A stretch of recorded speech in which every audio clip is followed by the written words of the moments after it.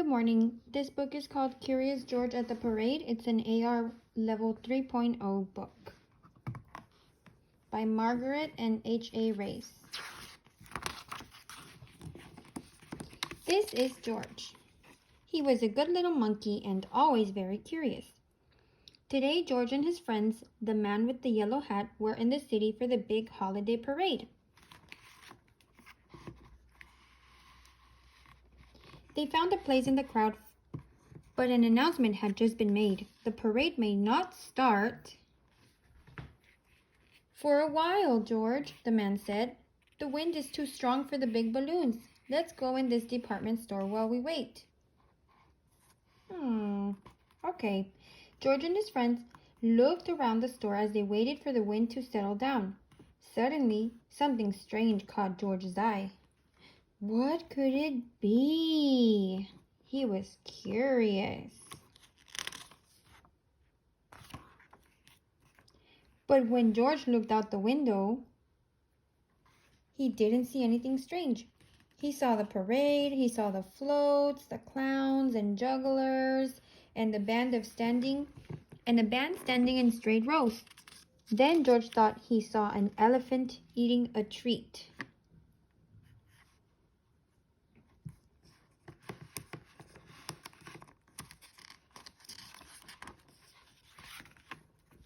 That made George hungry.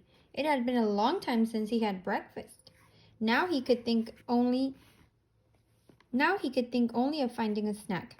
Why, here was a treat just like what he ate in the jungle. Fresh nuts, right off the tree.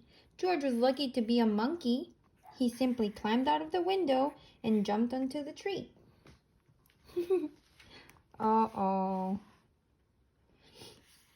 Then he pulled and pulled, but the nuts would not come off the tree. They were not so fresh after all. In fact, they were not even real. But George did not know that. He pulled harder and harder. The tree began to sway.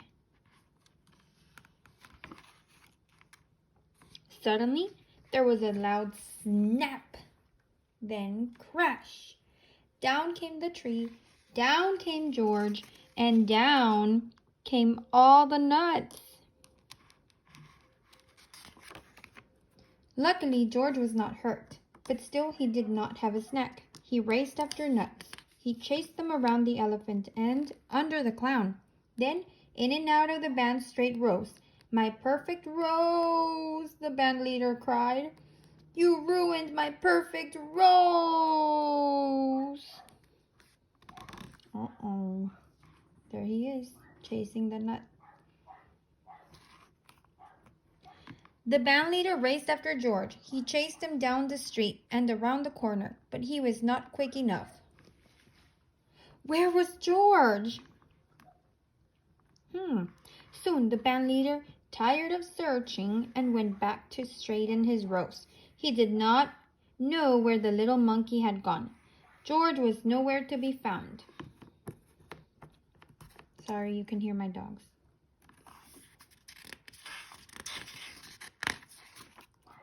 George was not sure where he had gone either, and the nuts were nowhere to be found. After all that, George had lost his snack. After all that, George has lost his way. Now how could he get back to the department store and back to the man with the yellow hat? Just then, a bus was stopping at the corner. George liked to ride the bus, but it could take him back to his friend. But could it take him back to his friend? Quickly, he hopped on the bus and went away. Away they went.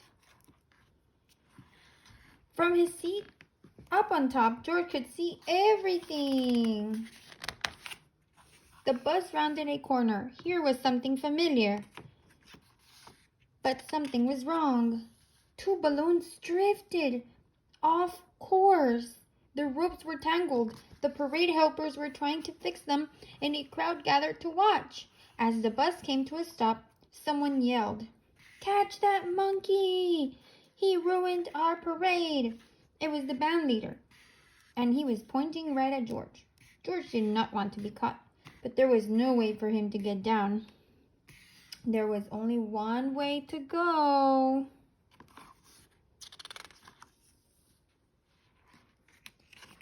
George grabbed the rope and went up, up, up. He climbed higher and higher. He was a little frightened, but he held on tight.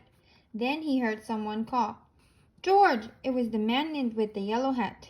George was happy to find his friend. The man was happy too. George swung from one rope to another. Now he felt like he was in the jungle, swinging from vine to vine. "Look!" someone shouted from below.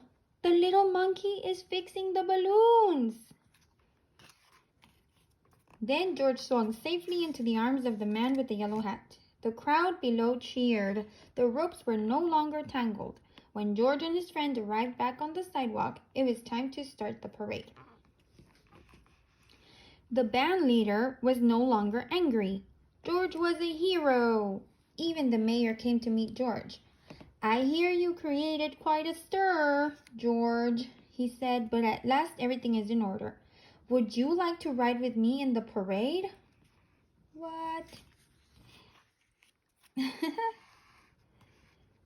Soon the balloons started moving, the music started playing, and the band marched down the street in straight rows. And there, leading the whole parade, was George. The end.